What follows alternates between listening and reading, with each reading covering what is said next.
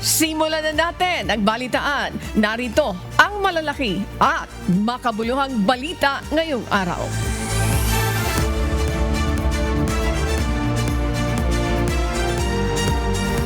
Naniniwala ang policy analyst na si Attorney Michael Henry Yusenko na dapat tutukan ng Administrasyong Marcos ngayong taon ang reforma sa proseso ng pagbabalangkas at pagpapasa sa panukalang pambansang pondo. Naging kontrobersyal sa nagdaang taon ang nilalaman ng pambansang budget dahil sa issue ng insertions o allocable funds. Ito ay kasabay ng usapin naman sa anomalya sa flood control projects. Bukod sa usapin sa budget, isa sa mga dapat na niyang pagtuunan ng pansin ng Marcos administration ay ang krisis sa edukasyon. Kaakibat nun, yung paggawa ng budget itself, no? Yung kung ano yung mga projects na kailangan, sino-sino ba dapat gagawa ng project, kanino dapat itatanong kung ano yung kailangan ng tao, right? So, it's not just the process itself, yung from the NEP to the GAA, but also yung paggawa mismo ng mga, pag-formulate mismo ng mga projects and programs na hindi ito galing sa mga yung mastermind ng kickbacks, di ba? Hataw Balita ngayon! Mariing itinanggi ng pamunuan ng House of Representatives ang aligasyon ng umano'y Christmas bonus. Ayon kay House Public Accounts Panel Chairperson at Bicol Saro Party List Representative Terry Ridon, walang ibinigay na bonus sa mga kongresista. Ang mga pondong inilabas noong Disyembre ay bahagi lamang ng regular na alokasyon ng Maintenance and Other Operating Expenses o MOOE ng Kongreso na ginagamit para sa mga programa, aktibidad at operasyon ng kani-kanilang opisina at distrito.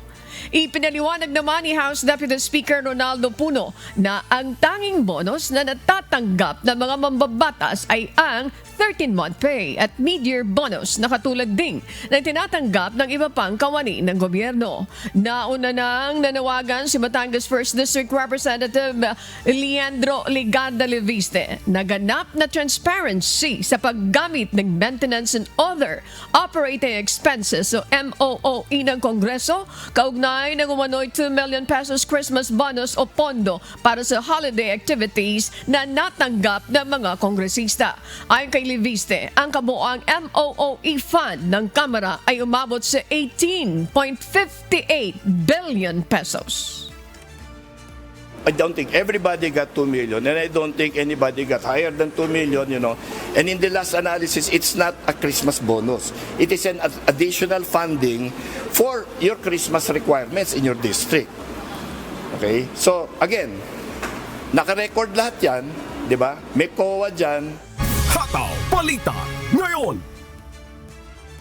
Kapag papatuloy ng Hataw Balita ngayon, nakapagtala ang Philippine National Police o PNP ng 11 kaso ng indiscriminate firing o walang habas na pagpapaputok ng baril matapos ang pagpapalit ng taon. Mas mababa na ito kumpara sa 15 kaso na naitala ng 2024. Ayon kay PNP, Acting Chief Police Lieutenant General Jose Melencio Nartates Jr., mayroon siyam sa mga nagpaputok ng baril. Ang naaresto at 3 sa mga ito ay pulis. Nakapagtala rin ng PNP na isang hinihinalang biktima ng stray bullet o ligaw na bala sa Bulacan. Gayunman, itinuturing pa rin ng PNP na very peaceful ang naging selebrasyon sa holiday season at pagpapalit ng taon. Per record, nitong Christmas Eve, kasi doon tayo particular, and itong New Year's Eve, nakita natin yung decrease of the occurrence of nandyan yung biktima ng firecracker, injuries, deaths, as well as stray bullets and indiscriminate firing. Hataw Balita ngayon! Nakikita naman ng pamunuan ng Department of Agriculture ang malaking hamon sa ahensya ngayong 2026 kaugnay ng mga proyekto na kailangang maisakatuparan ng ahensya. Ayon kay Agriculture Secretary Francisco Cho Laurel Jr., ang pagtiyak sa makatarungang presyo ng palay, pagpapalawak ng 20 pesos per kilo ng bigas at pinabilis na pagpapatupad ng farm-to-market road projects ang mga malalaking pagsubok ng ahensya sa pagpasok ng 2026. Magpapatuloy ang National Food Authority sa pagbili naman ng palay sa tag-init na ani sa presyong 17 pesos bawat kilo para sa basang palay, 21 pesos bawat kilo para naman sa tuyo. Habang kumonsulta rin ng DA sa mga stakeholder ng rice industry upang gawing rational ang pag-angkat ng bigas at maiwasan ng pagbaba ng presyo sa farm gate. Isa rin sa mga pangunahing hamon ang ganap na pagpapatupad ng 20 peso na bigas program sa ilalim ng benting bigas mayroon na layong maabot ang hanggang 15 million na pamilya o nasa 16 million na mga Pilipino. Ang buong implementasyon ng programa ay mangangailangan ng sapat na buffer stocks, maayos na logistics at mahigpit na koordinasyon sa mga LGU upang maiwasan ng aberya at problema sa supply. Hataw Balita ngayon. Nabawasan na ng 69% ang congestion rate na mga kulungan sa bansa ayon sa Bureau of Corrections sa Bucor. Sa isang panayam, sinabi ni Bucor Director General Gregorio Catapang Jr. na mula sa 356% na congestion rate, bumaba na ito sa 287%. Nakatulong anyang makabawas ang nasa 10,000 mga persons deprived of liberty o PDL na napalaya noong 2025. Hataw Balita ngayon. Sa pagpapatuloy ng Hataw Balita ngayon, inihayag naman ng Department of Transportation na may ilang pagbabago silang ipatutupad para sa taong 2026. Kabilang na rito ang persons with disability friendly na sidewalk, pagpapalapad ng bicycle lane at ng bus rapid transit sa Cebu. Nagkaroon ng assessment ang DOTR at Department of Public Works and Highways o DPWH para mas mapaganda at gawing persons with disability friendly ang mga sidewalk, partikular na po ang EDSA. Bukod sa sidewalk, isa pa sa plano ng DOTR ngayong taon ay ang mas malapad na bicycle lane. Sa naturang plano, hindi na sa outer lane ng kalsada ilalagay ang linya para sa mga nagbibisikleta, kundi sa sidewalk kasama ng pedestrian. Sa lalawigan naman ng Cebu, nakatakda na rin ngayong taon ang pagbubukas ng Package 1 ng Cebu Bus Rapid Transit o Cebu BRT. May haba itong mahigit 2 kilometro at may rutang Cebu South Bus Terminal hanggang Capital Area.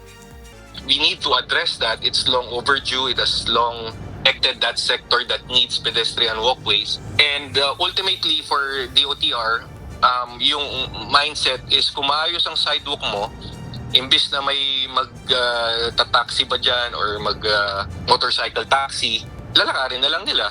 If there will be good structure, infrastructure, and shaded naman siya, yun, mababawasan din yung traffic natin. So yun yung ultimate mindset natin for EDSA.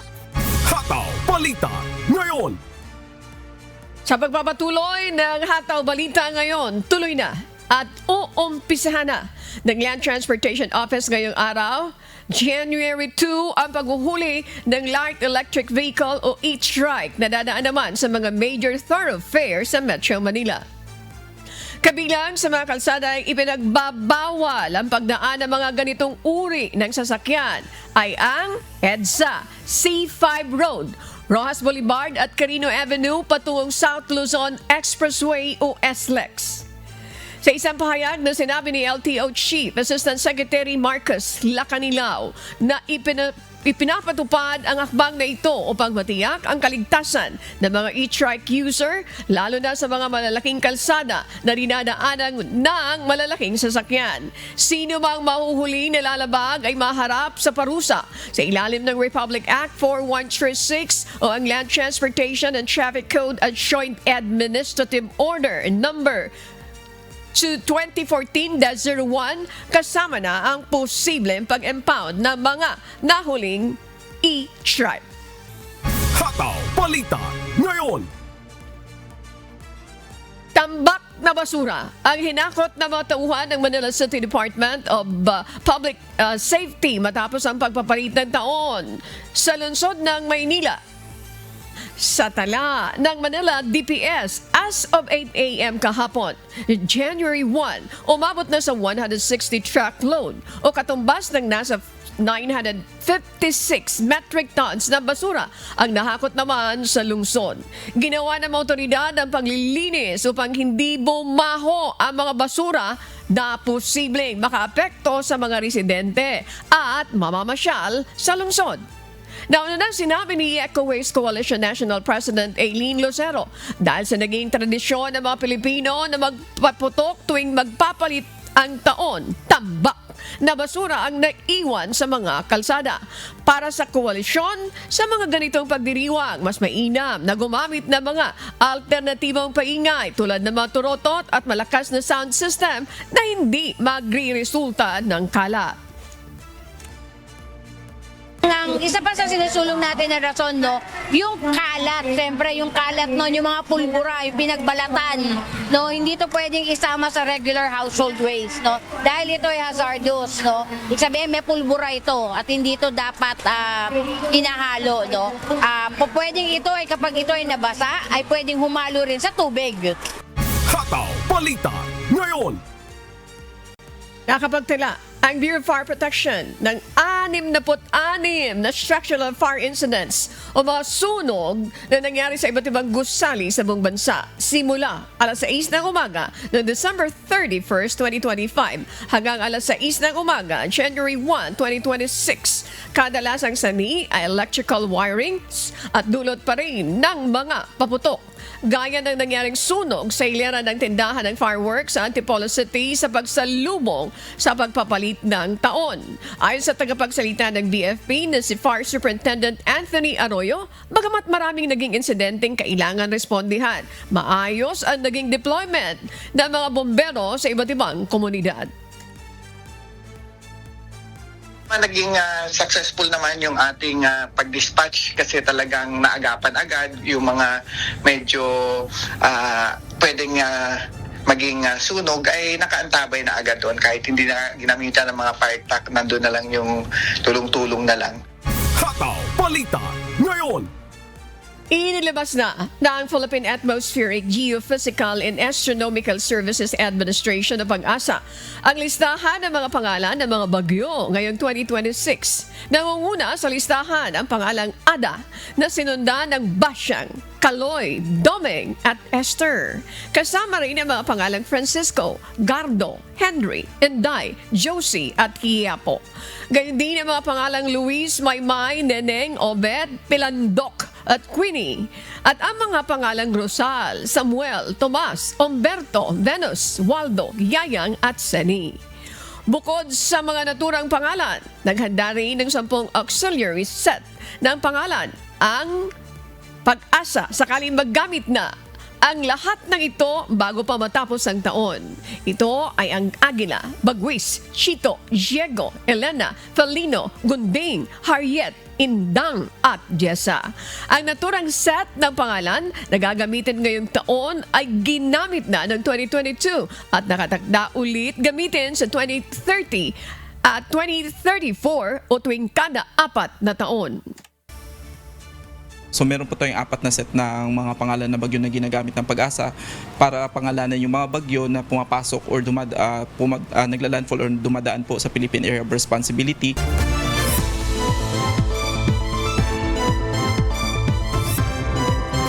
Mas mababa ang naitalang kaso ng firecracker-related incident sa Dr. Paulino J. Garcia Memorial Research and Medical Center sa Cabanatuan City, Nueva Ecija kumpara sa naitalang kaso noong nakalipas na taon. Bonso nito ng tuloy-tuloy na information dissemination ng mga otoridad sa pag-iwas ng paggamit ng mga paputok at ng mas pinahigpit na requirements sa pagbebenta nito sa lalawigan. Si Danny Monar, humahataw. Nakapagtala ng 17 kaso ng firecracker-related incidents ang Dr. Paulino J. Garcia Memorial Research and Medical Center sa Cabanatuan City, Nueva Ecija mula December 24 hanggang sa pagpasok ng 2026. Mas mababa ito kumpara sa 30 kaso na naitala ng ospital noong nakalipas na taon. Ang mga biktima ay may edad 5 taon hanggang 31 taong gulang. Kabilang sa mga paputok na sangkot sa mga insidente ang 5-star, boga, whistle bomb at dart bomb. Ang mga biktima ay mula sa mga bayan ng San Leonardo, Gapan, Cabiao at Cabanatuan City. Ayon sa mga otoridad, posibleng dahilan ng pagbaba ng bilang ng mga kaso ang mahigpit na pagpapatupad ng permit sa pagbebenta ng paputok, pagtaas ng presyo ng mga paputok, at ang tuloy-tuloy na information drive hinggil sa pag-iwas sa paggamit ng mga ito. Samantala, nakapagtala naman ang Bureau of Fire Protection o BFP Cabanatuan City ng 7 kaso na sunog mula Oktubre hanggang Disyembre ngayong taon. Kabilang dito ang sunog na naganap sa Barangay Matadero noong December 27 kung saan 40 kabahayan ang tinupok ng apoy at 70 pamilya ang nawalan ng tirahan. Mas mababa rin ito kumpara sa 15 kaso na sunog na naitala noong nakaraang taon. Ayon sa BFP, karaniwang pinagmumula ng sunog ang paggamit ng substandard extension wires na bibili sa murang halaga, gayon din ang napapabaya ang open flames. Palagi naman po sinasabi ng Bureau of Fire Protection na lagi po tayong mag-iingat sa ating mga kagamitan sa bahay. Tanggalin natin yung mga appliances, mga saksakan natin na yung mga appliances natin na nakasaksak sa saksakan pag tayo umaalis ng bahay o iniiwan natin bahay na walang tao. Iwasan din natin yung pag nagluluto tayo, huwag nating iniiwanan.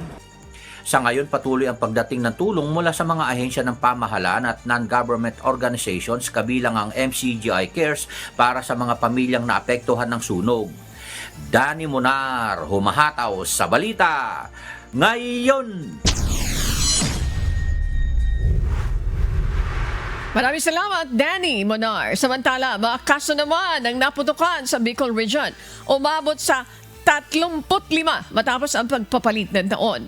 Bicol Medical Center sa Camarines Sur nangunguna sa may maraming pasyente ng naputukan. Ito ang mahataw na balita ni Ryan Salatandol. Umabot na sa 35 ang kaso ng mga fireworks-related injury sa buong Bicol Region matapos ang pagpapalit ng taon. Ayon sa pinakahuling tala ng Department of Health Center for Health and Development Bicol as of January 1, 2026. Sa pagpapalit ng taon, nakapagtala ang ahensya ng 21 bagong kaso ng naputukan. 10 dito ay dinala sa Bicol Medical Center sa Camarines Sur, 4 sa Bicol Regional Hospital and Medical Center sa Albay, 6 sa Camarines Norte Provincial Hospital, 1 sa Naga City Hospital, 9 sa Josepina Belmonte Duran Albay Provincial Hospital at 5 sa Eastern Bicol Medical Center. Samantala, wala namang naitalang kaso ng mga fireworks-related injury na dinala sa mga ospital sa probinsya ng Masbate at Sorsogon. Sa ngayon ay patuloy pa rin ang monitoring ng Department of Health Bicol sa mga kaso ng naputukan sa Bicol Region. Ryan Salatandol, humahataw sa balita ngayon. Maraming salamat, Ryan Salatandol. Samantala, nabigo naman ang tangkang pagnanakaw ng grupong binansagang Termite Gang matapos madiskubre ng otoridad ang ginawa nilang tunnel patungo sa isang pawn shop sa Barangay Poblacion 1, Silang, Cavite. Ayon sa Silang Cavite Police, agad silang rumesponde matapos makatanggap ng impormasyon mula sa Cavite Provincial Intelligence Unit kaugnay ng plano ng naturang grupo. Sa isinagawang operasyon, nadiskubre ang hukay na ginawa ng mga suspect. Dito rin na-recover ng otoridad ang ilang gamit na pinaniniwala ang ginamit sa tangkang pagnanakaw. Kabilang na ang hydraulic jack, mga kahoy na pansuporta, muriatic acid, mga bote ng tubig at mga damit na hinihinalang suot ng mga suspect. Patuloy naman ang masusing investigasyon ng Silang Municipal Police Station upang matukoy at makilala ang mga suspect na sangkot sa nabigong pagnanakaw. Hataw Balita ngayon. At para naman sa balita sa iba't ibang panig ng mundo, narito ang ating global correspondent na si Nina Bascon mula naman po sa Victoria, Australia.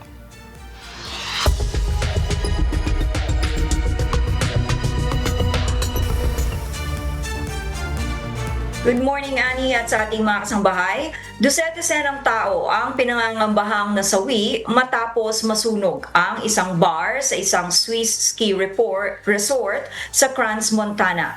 Nilinaw naman ng pulisya na hindi isang pag-atake ang nangyaring sunog. Ito ang humahataw na balita ni James Hilario. Pinangangambahang nasawi ang ilang dosenang tao habang mahigit 100 ang nasaktan matapos masunog ang isang bar sa loob ng isang sikat na ski resort sa Switzerland. Ayon sa pulisya, nagsimula ang sunog bandang 1:30 ng madaling araw kasabay ng pagdiriwang ng pagpapalit ng taon sa Lake Constellation Bar sa Crans-Montana. Agad na nagsagawa ang mga otoridad ng malawakang rescue operation. Ipinadala sa lugar ang 10 helicopter, 12 ng ambulansya at mahigit 150 emergency responders sa rehiyon ng Valley. Karamihan sa mga nasugatan ay nagtamo ng malulubhang paso at isinugod sa mga ospital. Iniulat na umabot na sa full capacity ang ilang intensive care unit. Kinumpirma ng mga otoridad na kabilang sa mga biktima ang mga dayuhan mula sa iba't ibang bansa. Ayon sa Foreign Ministry ng Italia, tinatayang nasa 4 na po ang maaaring nasawi, bagaman wala pa ring pinal na bilang na inilalabas ang mga otoridad ng Switzerland. Nilinaw ng pulisya na hindi ito isang pag-atake kundi isang insidente ng sunog. Patuloy naman ang investigasyon upang matukoy ang sanhi nito. Nagbukas na rin ang mga otoridad ng helpline para sa mga pamilyang naghahanap ng impormasyon tungkol sa mga biktima. James Hilario, humahataw sa balita ngayon.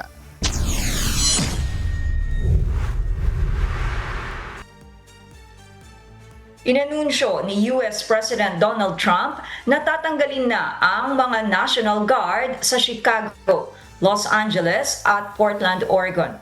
Ito ay kahit nakakaunti na lamang ang mga ito dahil sa pagpigil ng mga state official sa kanilang deployment. Ito ang humahataw na balita ni Christy Rosacia. Aalisin na ni US President Donald Trump ang mga National Guard sa Chicago, Los Angeles at sa Portland sa Oregon. Sa kanyang Truth Social post, sinabi ni President Trump na ibabalik niya ang mga National Guard kung muling tumaas ang bilang ng krimen. Hindi naman binanggit ng Pangulo ang naging utos ng Korte Suprema na itigil na ang pagpapadala ng mga National Guard sa Chicago. Nananatili naman ang mga tropa sa New Orleans at Memphis na suportado ng kanilang mga state official, gayon din sa Washington DC kung saan walang kontrol ang mayor. Makalipas ang ilang oras, iniutos ng US Court of Appeals for the Ninth Circuit sa Administrasyong Trump na ibalik na ang kontrol ng National Guards ng California kay Governor Gavin Newsom.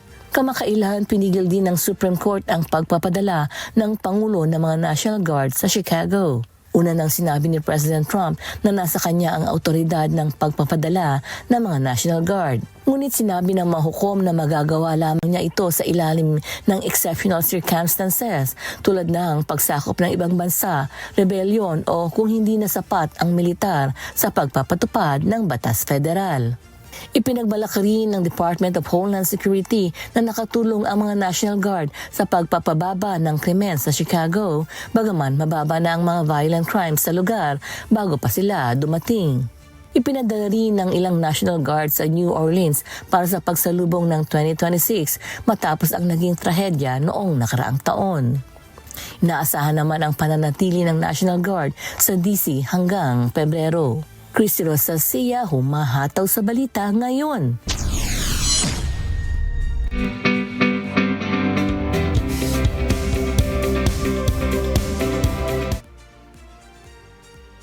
Magsasagawa ng meet and greet with Philcom Press Corps ang Philippine Consulate sa Dubai sa January 5. Samantala, nag-update naman ang Philippine Consulate sa Toronto ng kanilang processing guidelines hinggil sa walk-in applicants. Ito ang humahataw na balita ni Lynn Perez. What's up, kabayan? Iniimbitahan ng Philippine Consulate General sa Dubai ang Filipino Community Press Corps para sa isang meet and greet. Gaganapin ito sa January 5, alas 10:30 ng umaga sa konsulado. Sa mga nais dumalo mag-register lamang sa bit.ly/Dubai PCG Media Mailing List or scan ang QR code na matatagpuan sa official Facebook page ng konsulado sa facebook.com/PHNDubai. Samantala, naglabas ng abiso ang Philippine Embassy sa United Kingdom hinggil sa pagtanggap ng civil registry documents. Mula January 5, typewritten civil registry documents lamang ang tatanggapin ng pasuguan. Para sa kumpletong impormasyon, bubisita lamang sa official Facebook page ng Embahada sa facebook.com/PHLNUK. Naglabas naman ng updated consular processing guidelines ang Philippine Consulate sa Toronto. Effective January 5 ay hindi natatanggap ng walk-in applicants ang konsulado maliban sa senior citizen, person with disabilities at pregnant women. Kinakailangan mag-book ng appointment ang lahat ng aplikante sa website ng konsulado sa philcongentoronto.com. Magbubukas naman ang Philippine Embassy sa Bahrain sa January 9 para sa Lingkod Kabayan Friday mula alas 9 ng umaga hanggang alas 2 ng hapon. Ilan sa mga consular services na ipagkakaloob sa mga Pinoy sa bansa ay ang Overseas Voting Registration, SSS o at iba pa. Lynn Perez sumahataw sa Balita Ngayon.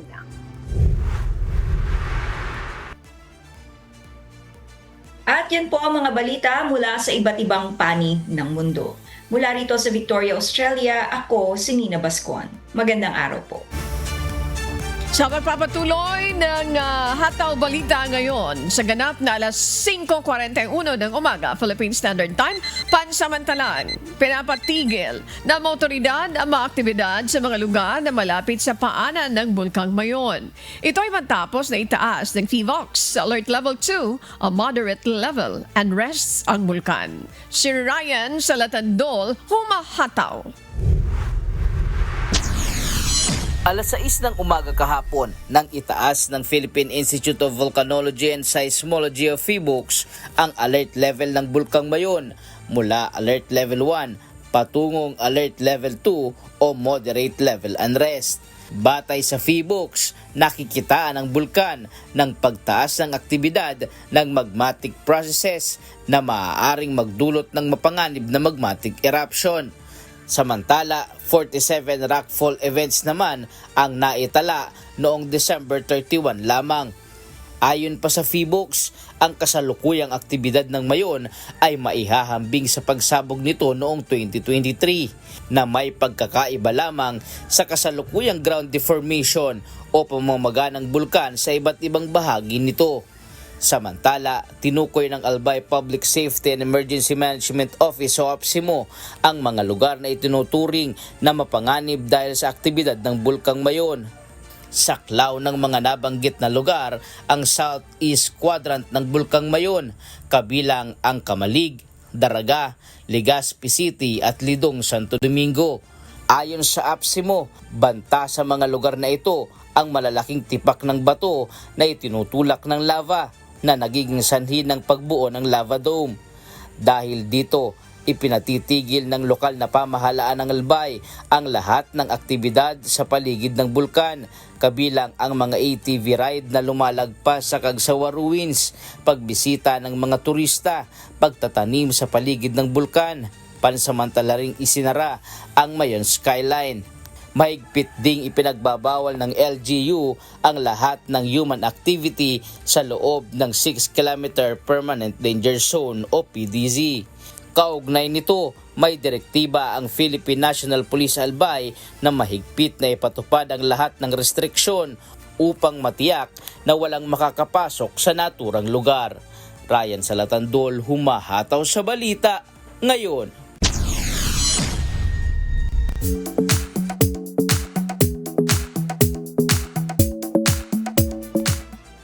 Maraming salamat, Ryan Salatandol. Samantala, matatapos na po ngayong araw ang butuhan para sa 11th Wish Music Awards. Alamin kung sino ang mga performers at OPM artists na magpapasiklab sa pinaka-aabangang gabi ng musika ngayong 2026. Si Ivan Alvarez, humahataw.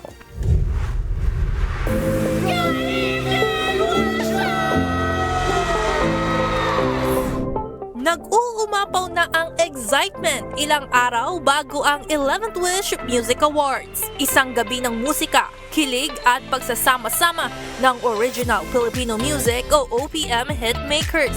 Dito, bibigyang parangal ang mga pinakamahuhusay na Wish Bus performances at OPM artists ng 2025.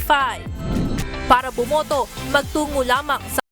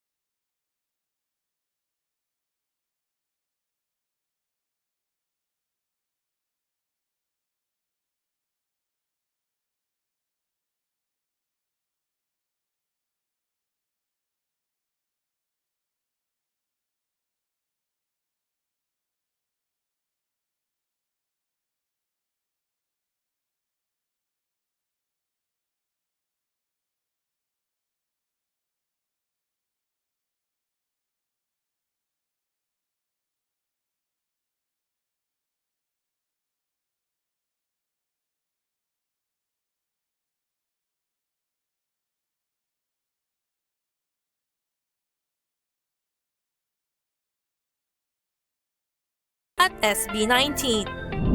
Isang gabi ng musika na siguradong hindi malilimutan.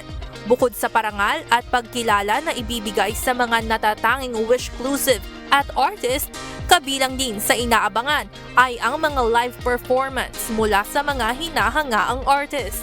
Kasama dyan ang exciting performances ni na TJ Monterde na muling magpapakilig sa entablado at si Luni na hari ng tugma na unang beses magpo-perform sa WMA stage.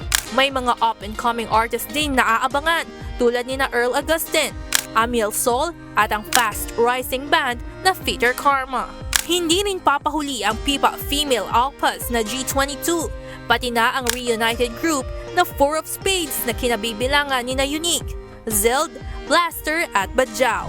Kaya wishers, ihanda ang sarili para sa isang gabi ng musika, kilig at Wish-clusive performances na hindi malilimutan. Huwag palampasin ang 11th Wish Music Awards sa Araneta Coliseum sa January 11, 2026 alas 7 ng gabi. Mapapanood din ito ng live sa official YouTube channel ng Wish 1075. Ivan Alvarez humahataw sa balita ngayon.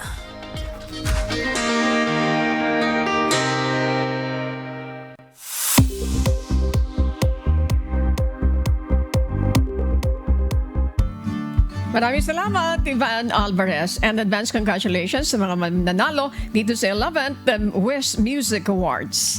Alamin na natin, this time naman po ang magiging lagay ng panahon sa iba't ibang bahagi ng bansa ngayong araw ng Biyernes, ikalawang araw sa buwan ng Enero ng taong 2026 na po.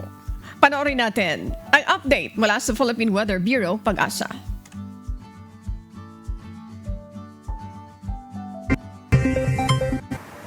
Magandang umaga mula sa Pag-asa Weather Forecasting Center. Ito ng ating update sa magiging tayo ng panahon sa susunod na 24 oras.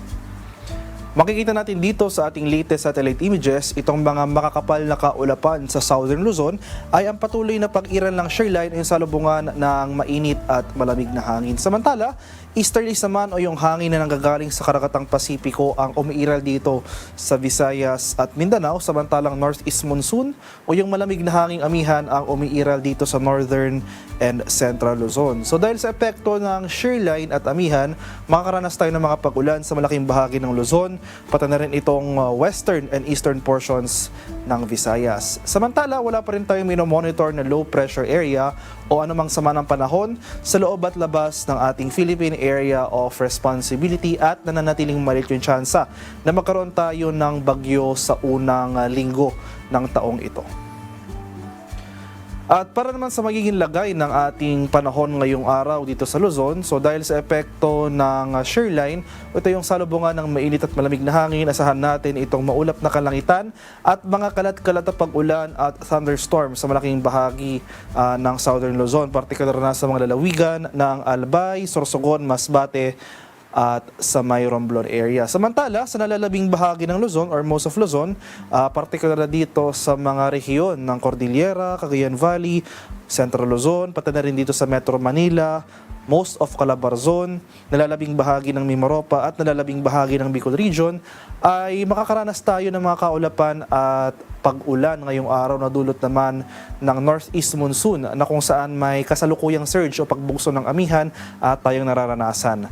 Samantala sa nalalabing bahagi ng Luzon, partikular na dito sa Region 1 sa may Ilocos Region area, ay generally fair weather ang ating mararanasan.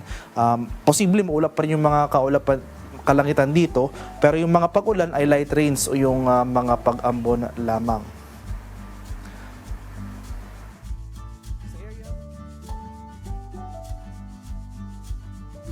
At napanood po natin ang update mula kay Pag-asa Weather Specialist Daniel James Villamil. Magandang umaga po at maraming salamat sa inyo, Mr. Daniel James Villamil. Tandaan po, sa bawat araw na ating nasisilayan, tayo magpasalamat sa Diyos na may lalang. Hataw Balita ngayon. Makakapanayam natin ngayong umaga si Engineer Rudy Lacson, ang Senior Science Research Specialist ng Volcano Monitoring and Eruption Prediction Division ng Philippine Institute of Volcanology and Seismology, PHIVOLCS, upang pag-usapan ang pagtaas ng alert level sa Bulkang Mayon. Magandang umaga po sa inyo po, sir. Magandang umaga po, Ma'am Ali, at sa inyo po mga tagapakinig at taga-subaybay. Salamat for finding time with us. First, what does the shift to alert level 2 actually mean? Anong dahilan? Bakit itinaas ng PHIVOLCS itong alert level 2 na ito? At ang Mayon Volcano po ba ay nababanaag na itong pagputok? Go ahead, please. Yes po. Sa kasalukuyan po kasi nagkaroon tayo ng mga rockfall events. So for the past 2 months po, nakarecord po tayo ng at least 600 rockfall events na which is unusual po sa activity ng Mayon Volcano. So for last November po, nagkaroon tayo ng average ng, for the past 2 months nagkaroon tayo ng average ng mga 10 rockfall events per day. Then ito pong last days, mga weeks po ng December, nag-increase po ito. So in fact po, last December 31, nagkaroon tayo ng 47 rockfall events. At kaninang, for the past 24 hours po, nagkaroon tayo ng 43. So ito po yung mga indication na tumataas po ang activity ng Mayon Volcano since umakit po ng dahan-dahan yung magma. So similar activity po to nung eruption niya nung December 2023. June 2023. Ulitin ko po yung aming gustong maliwanagan. Especially, I'm from Bicol. Malapit lang po kami diyan. Yes, pero yung mga Bicolano naman, yung mga Albayano ay sanay na sanay din dyan. I will be asking you later. Now, is this an immediate signs that the situation is escalating already to a major eruption? Sa tingin po namin, ang nangyayari ngayon, which is similar lang po nung 2023 eruption. Ang nangyari po nung 2023 effusive. So meaning po yung paglabas lang ng magma pababa ng ating bulkan. So kasi mga monitoring parameters natin, wala naman tayong nakikitang mga volcanic earthquakes na talagang nagtutulak ng magma na malakas. So ang pinakamalapit na senaryo, ito pong 2023. Although, hindi po natin tinatanggal yung possibility na magkakaroon din ng explosive eruption katulad po nung 2000 eruption. Okay. Dito sa ilalim ng Alert Level 2, ano yung mga posibleng banta sa mga komunidad na malapit sa bulkan? At ano yung malinaw na babala sa publiko? Which specific areas are unsafe? And are the danger zones strictly enforced po? Diyan, Engineer Rudy Lacson? Yes po. Sa Alert Level 2 po, in-strict na po natin. Although 6 kilometer permanent danger zone na po to. So dapat po wala na talagang activity within 6 kilometer permanent danger zone. Ito po yung kasi biglang magkakaroon ng sudden explosion po. Dahil matas na po yung aktibidad ng bulkan natin. So anytime nagkakaroon po tayo ng pwede magkaroon ng sudden explosion. So ito ang pwede po mag-ibanta nito yung pyroclastic density current, PDC o yung uson na tinatawag na bumababa sa bulkan, asphalt, saka mga rock falls, saka po yung mga ballistic projectile, yung mga materials po na binubuga ng ating bulkan.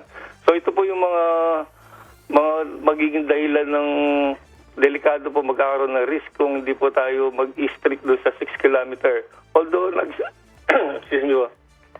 nagsabi na po ang local government na i-enforce po nila to 6 kilometer, so i-delay na muna nila yung activity nila sa around Bayon Volcano po. Okay, again, yung specific areas na unsafe, ano po yung mga specific areas na unsafe? And then, even without the major eruption, at nasa alert level 2 tayo, ano yung, what are the risks na kinakaharap ng mga kababayan natin na malapit niyan sa lugar? Ito pong 6 kilometer permanent danger zone, ang pinaka-high risk po dito, itong southeast sector po ng ating bulkan. Ito po kasi yung pinakaharapan ng bunganga ng ating bulkan.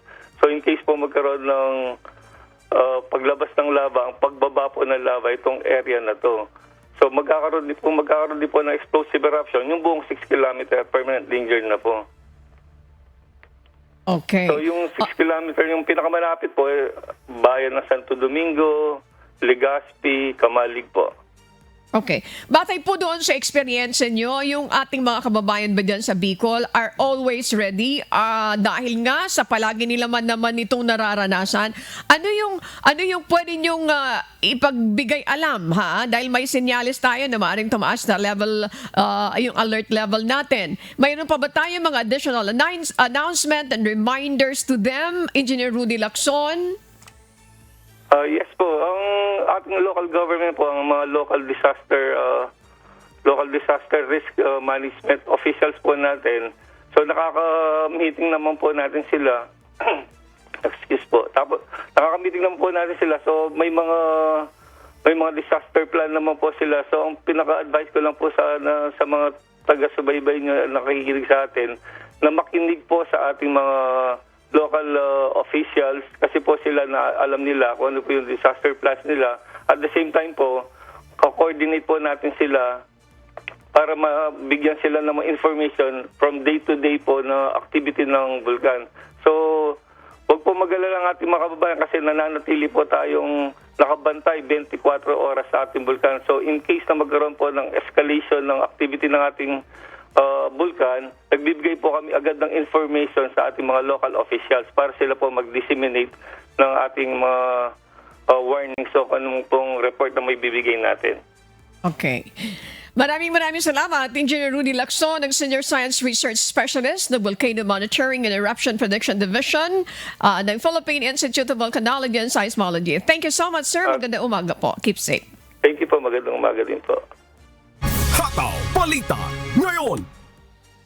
At sa atin naman, shout out na pala tayo, Adet. Smooth sailing tayo. Yan, thank you very much. Yan, Luel, Marvin, Jen, Rodrigo, and Igat. Maraming salamat. Kasama si Justin. And Arian, dito sa IT natin. Thank you very much. Arian, Cardo, Berniel, Jeremy.